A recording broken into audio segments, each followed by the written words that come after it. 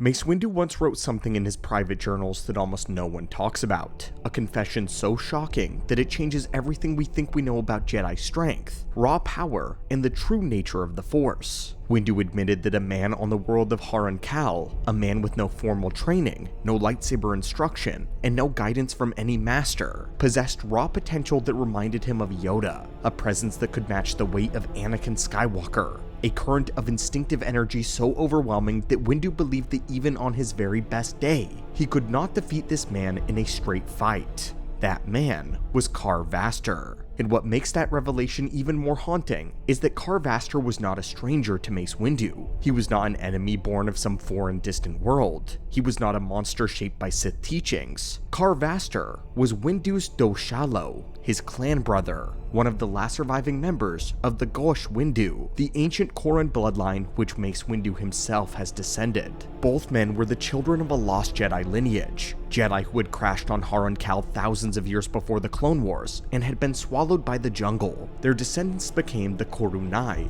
a people of whom the Force was instinct, not philosophy, survival, not serenity. A people whose language held no word for peace, just as the ancient Sith purebloods knew no such concept as well. Among the Korunai, the dark side was not corruption or ambition. It was nature. It was life and death. It was the order. It was the only way to survive a world that kills anything that is unprepared to fight. Mace Windu was taken from Haruun Kal as an infant, raised in the Jedi Temple, shaped by training, discipline, and the teachings of the light. Car Vastor was raised by Haruun Kal itself, abandoned in the jungle at 14, forced to survive alone for more than a year, fed by the living force that the Korunai call the Pelekotan, the jungle mind. One child became a Jedi Master, the other became a vessel of instinctive power, a conduit for a planet that knows only struggle.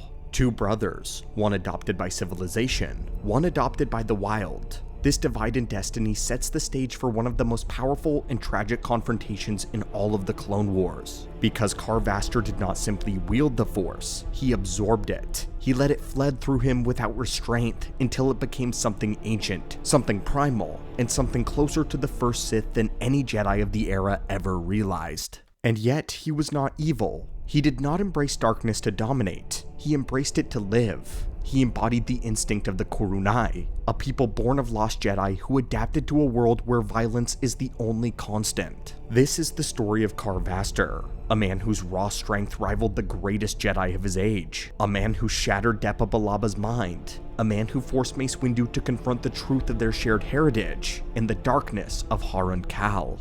A man who in the end found respect for Luke Skywalker, the first Jedi of a new era who understood him in a way the old Jedi Order never could. It begins with the last two sons of Ghôsh Windu, meeting on the world that created one and nearly destroyed the other. In order to understand why Mace Windu compared the power of Car Vastor to the natural might of Anakin Skywalker, you have to understand Haruun Kal. Because Kar is not just the son of the jungle, he is its voice, its chosen expression, a living extension of a world that shapes the Force in ways no other planet does. Haruun Kal is a world where the rules of nature twist sideways. Nick Rostu described it best. When you come to Haruun Kal, you expect things to work a certain way, but they don't. Not because the world is inverted, but because the world follows its own logic. Storms melt metal, insects implant flesh, fungi digest vehicles in days. From orbit, the planet looks like an ocean world, but the ocean is a poisonous gas churned upward by volcanic pressure. Only the tallest mountains and plateaus rise high enough to hold breathable air.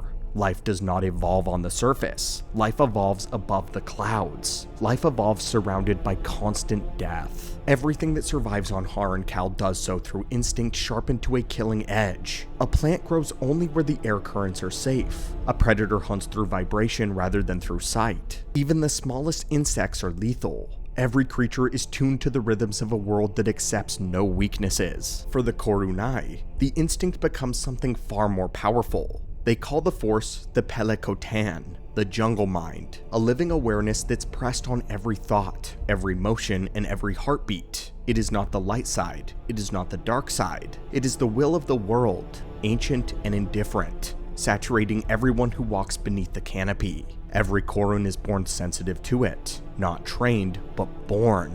Their childhoods are shaped by survival reflexes that come from something deeper than biology. They feel predators in the wind. They sense danger before it moves. They live with the Force not as a philosophy, but as an instinct. This is why the Korunai have no word for peace. Just like the purebloods of Korriban, they have never seen it. The Force is expressed through nature as a tool of life and death, not a spiritual ideal. It was here where Car Vastor was abandoned, forced to drink from poisonous streams, to fight predators with his bare hands, surviving storms that flay armor from metal. For more than a year, he endured conditions that would break any trained Jedi Knight. Where a Jedi relies on discipline, Vastor relied on instinct. Where a Jedi listens to the Force, Vastor listened to the wind. Where the Jedi seeks harmony, Car Vastor sought to live another day. In that crucible, Pelekotan poured through him. Not discipline, not training, but pure, unfiltered force. The will of the jungle mind. The entire darkness of a planet that has never known mercy. The pressure of a world that has no place for those that cannot fight.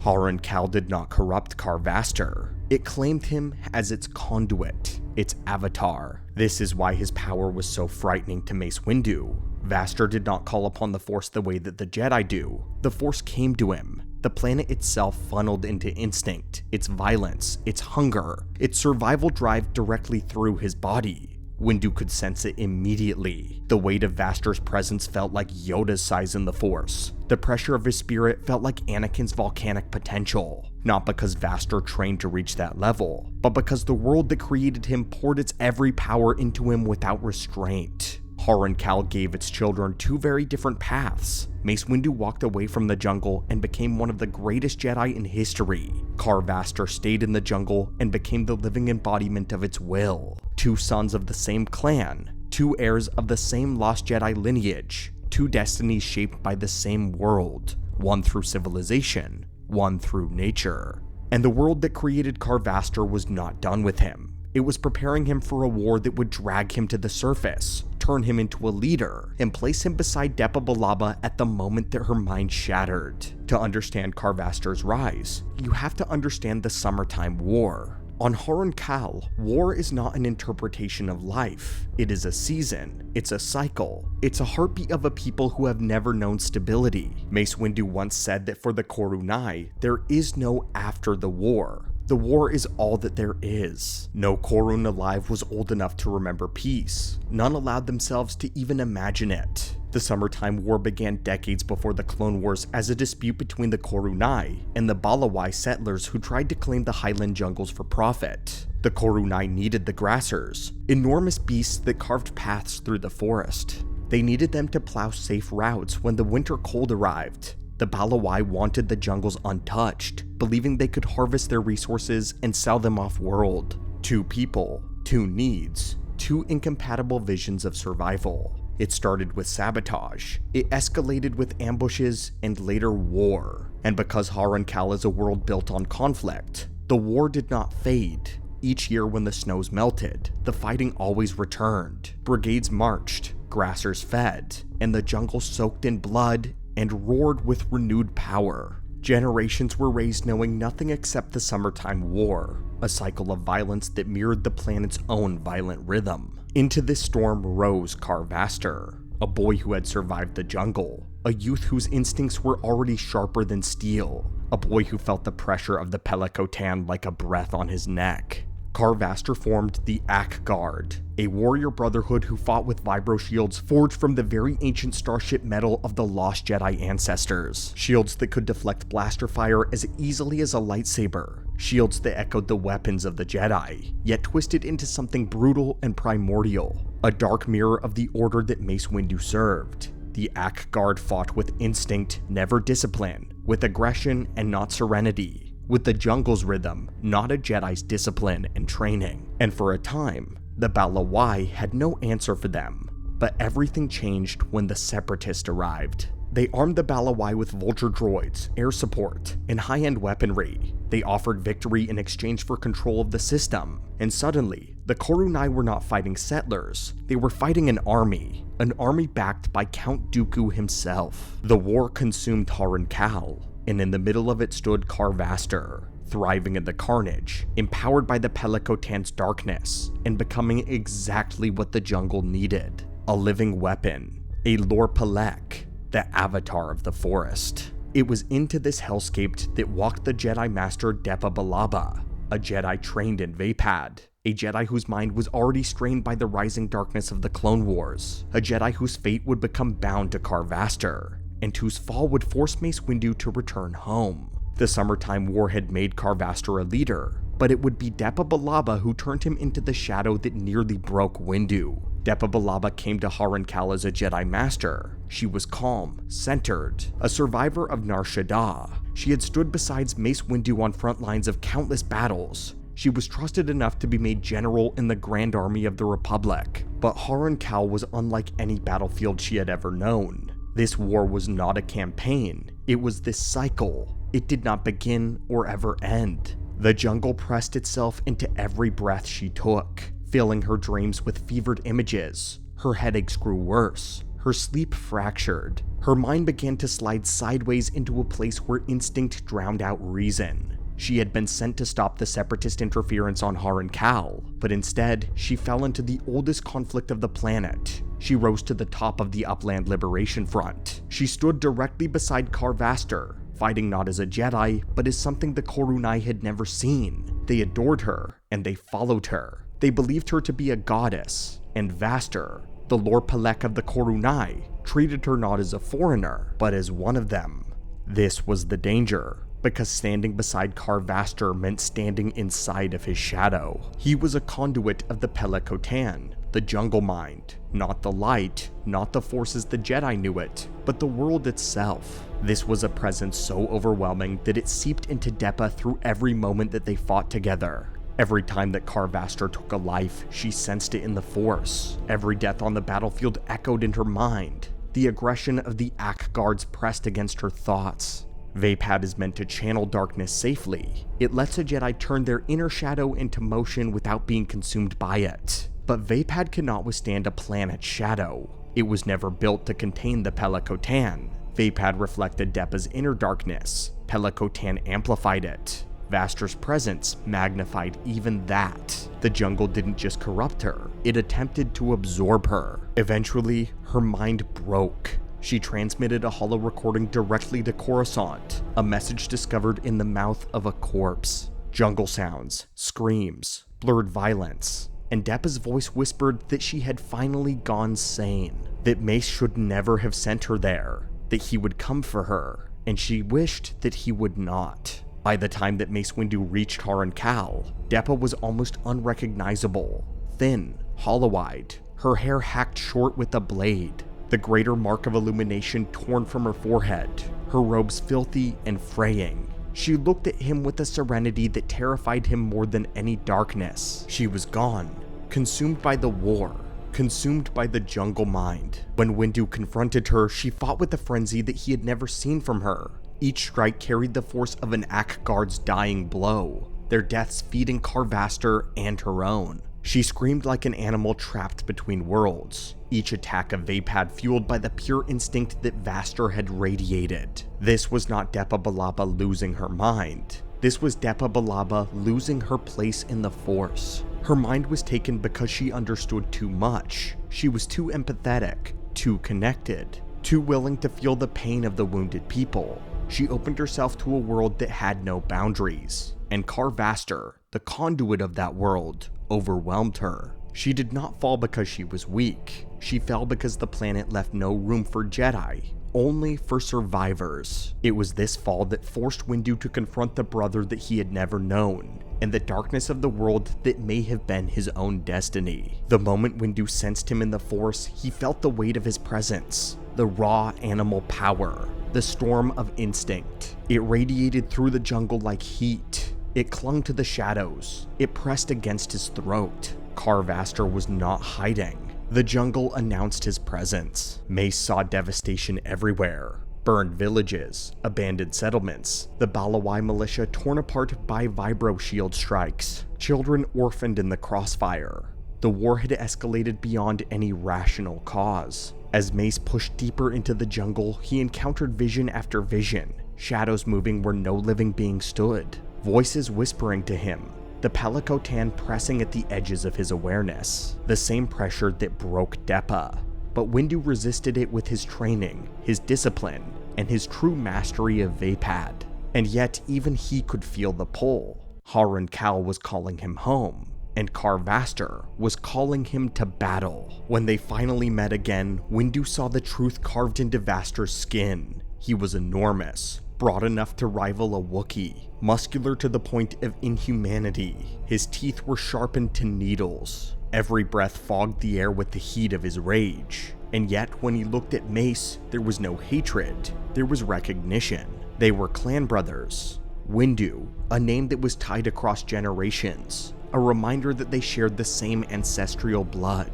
For a brief moment, Mace saw the boy Vastor may have been, a boy abandoned in the jungle, a boy who survived because the Force demanded it, a boy who became the avatar of the world the Jedi could never truly understand. But that moment did not last, because Vastor did not see the same compassion inside Mace. He saw betrayal. He saw the Republic's failure. He saw an outsider claiming authority over a people who did not ask for Jedi salvation. The clash of clan brothers was inevitable, and the jungle itself held its breath. Car Vastor glared at Mace with eyes that burned under the flickering lights. He had already slaughtered most of the clone reinforcements. His shield dripped with blood. His chest heaved with animal fury. His presence in the Force towered. He was younger, he was stronger, he was faster, and the Pelekotan poured into him like a second heartbeat. Mace felt the weight of that power. This was not a duel of equals, not physically, not in raw strength. Even Mace admitted it in his own journals. On his very best day, Vastor would beat him. And this was not Mace's best day. He was wounded, drained, bleeding from Depa's lightsaber strike, still reeling from the psychological weight of watching his Padawan fall into madness. Yet he stood his ground. Vastor roared. The sound shook the corridor. He lowered both vibro shields and charged with the full weight of a man heavier than Vader. His steps were so forceful that they cracked the floor. He moved with terrifying speed despite his size, each stride fueled by a predator's instinct. This was not a duel, it was a hunt. Vastor intended to crush Windu beneath pure momentum. Mace knew that he could not block him. He knew he could not overpower him. He knew a direct clash would break him. So he did what no Korun warrior could. He let the Force show him a shatter point. In the chaos of the battle, in the screams, in the shadows of the burning city, Mace Windu saw it. Not a weakness in Vastor, but a weakness in the environment. A moment of perfect vulnerability. Above him, lodged halfway into the ceiling, was a fallen vibro shield. Heavy, razor sharp, positioned at exactly the right angle. Vastor came in like a storm, but Mace simply stepped aside with a calm that only a Vaapad master could hold. And with the smallest breath of the Force, he pulled the lodged shield free, with timing, precision, and a perfect control. The vibro shield dropped from the ceiling and spun toward Car Vastor with impossible speed. Vastor never expected it. His whole life he had relied on instinct and on dominance. He had never fought someone who saw the future through the cracks in reality itself. The shield hit him before he could react. It sliced through both his wrists in a single stroke. Vastor's weapon fell to the floor. The blade buried itself deep in his chest, stopping less than a centimeter from his heart. The great Lord Pelek staggered, shocked, confused, not defeated with strength, not disarmed with power, but outmaneuvered through insight. He fell to his knees, not because he feared Mace, but because he realized that for the first time in his life, the instinct failed him. The jungle did not save him. Pelekotan did not guide him. His raw power meant nothing against a mind trained to see a single moment that the entire future could be rewritten by. As he collapsed, Mace felt no triumph, only sorrow. This was not a victory, it was a tragedy.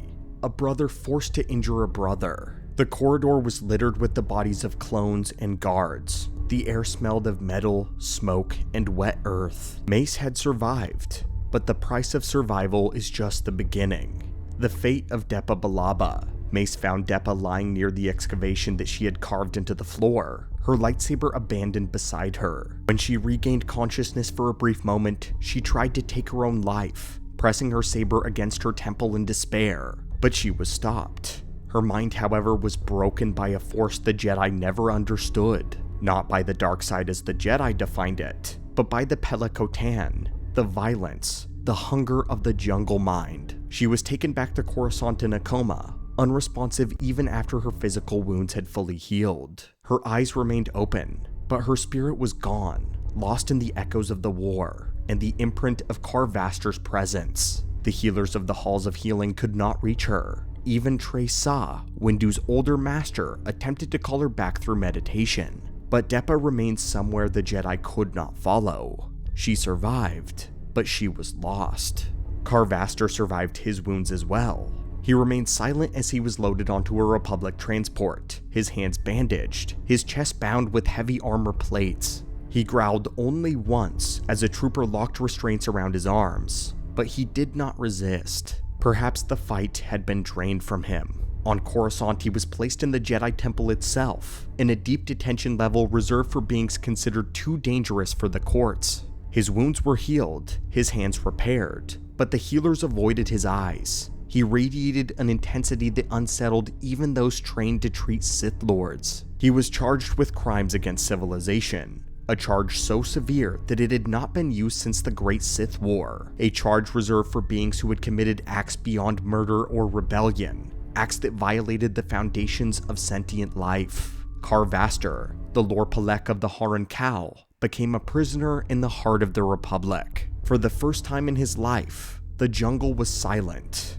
His time under the Empire is a mystery. Years passed, and Car Vastor's story may have ended in captivity, forgotten deep in the shadows of the temple, if not for the Battle of Mindor, during Luke Skywalker's campaign against the remnants of the Imperial warlord known as Cronal. His body was stolen and infused with dark side alchemy, using his body as a puppet in Cronal's mad designs. He was forced to hunt Leia, forced to fight Luke, and forced to endure his possession. But Luke Skywalker was not Mace Windu. Luke reached out to Vastor in the middle of the duel, not with aggression or with fear, but with understanding. He sensed the Force locked inside him like a damaged circuit. He sensed the boy who had survived the jungle alone. He sensed the echo of the lost Jedi who had founded the Ghôsh Windu. Luke freed him from Cronal's control, and in this moment, he fought beside the Jedi. Not as a predator or as a warlord, but as a man who finally found someone who understood the instinct and the pain that drove him. When the fires of Mindor burned out, he did not flee from Luke. He chose to stand with the Jedi of a brand new era. And that is the last of the story that we can confirm for Car Vastor. There are moments in Star Wars lore where a single line from a Jedi Master forces you to stop and to reevaluate everything you thought you knew. In Shatterpoint, we have one of those moments. While recording his experiences on Haruun Kal, Mace Windu wrote something almost unbelievable, something that fans skim right past. He said that Car Vastor's raw presence in the Force reminded him of two other beings, Yoda and Anakin Skywalker. This is not an exaggeration, it's not flattery. This was Windu, at the height of his perception, in the middle of the deadliest war of his life, struggling to define the scale of what he felt radiating off of the Lord Pelek. Here's where the comparison gets insane. Car Vastor wasn't a Jedi, he wasn't trained, he had no technique, no forms, and no discipline. He fought with instinct and emotion, with the primal force of the world pushing him forward. Yet Windu, one of the most disciplined Jedi in the Order's history, sensed in Vastor the same kind of overwhelming raw potential that he associated only with the Chosen One and the Grand Master of the Jedi Order. This should not be possible, but on Haruun Kal, everything works differently. Car Vastor was born with the natural potential of a Korun force wielder. He descended from the same ancient bloodline as Mace. He inherited the same spark, the same rare genetic sensitivity that crash-landed Jedi brought to the planet generations earlier. But he grew up on the Pelekotan, inside a living Force nexus that does not reward peace, serenity, or wisdom. A Force nexus that amplifies survival, rage, instinct, and raw physical power. When Windu says that Vastor would defeat him on his very best day, this is not modesty. This is a tactical assessment from one of the Order's greatest duelists. On strength alone, on raw output, Vastor outclasses Windu, and that is where Star Wars reminds us that power has layers. Anakin had the highest potential, yet he still lost to Obi-Wan. Car Vastor is terrifying, but he could not match Mace Windu's clarity, nor the precision of a Jedi Master trained since infancy to read intention, timing, and most importantly, shatter points. But none of that reduces the sheer weight of the comparison. To be placed in the same category as Anakin Skywalker, even briefly, even narrowly, puts Car Vastor among the highest potential ceilings in all of Star Wars legends. There are only a handful of characters who ever reach that level of raw force presence, and Car Vastor is one of them. Car Vastor walked away from Mindor with no chains and no masters. The jungle's conduit disappeared into a galaxy that had no idea what he really was. Perhaps he sought peace. Perhaps he could have returned to Haruun Kal. Or perhaps he gave rise to something far more dangerous. And that brings us to you. If Car Vastor had ever received real Jedi training, or real Sith training, or simply embraced the full potential that Windu had sensed in him, what do you think he would have become? A guardian of the wild? A monster shaped by a different master? Or one of the most terrifying force wielders the galaxy has ever seen? Let me know in the comments, and may the Force be with you wherever your path leads next.